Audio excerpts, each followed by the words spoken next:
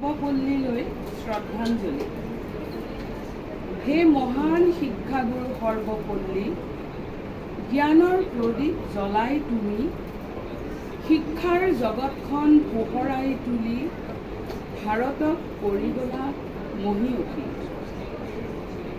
ৰাজনীতিটো অকাতৰে ঢালি দিলা তোমাৰ আদৰ্শ আৰু কৰ্মৰাজি। ধন্য তোমাৰ জন্মভূমি তিৰুত্তানি।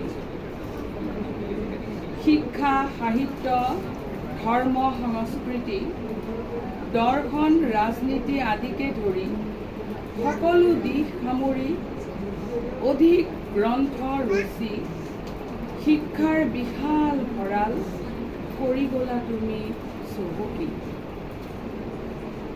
আমেৰিকা, চীন, পেৰিছ সামৰি ইউনেস্কোৰ সভাত প্ৰতিনিধিত্ব কৰি ছভিয়েট দেশৰ ৰাষ্ট্ৰদূতৰ আসনখনি প্ৰথম তুমিয়েই উজ্বলাই তুলিছিলা।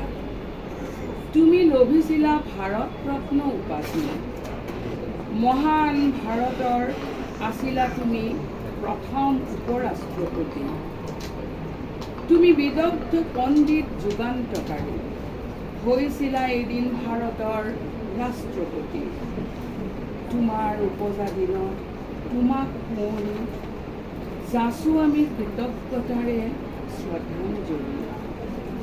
বছৰৰ এই দিনটোতে আমি গুৰু ছাত্ৰ ৰাইজ মিলি শিক্ষক দিৱস উদযাপিত কৰি উঠো উজলি।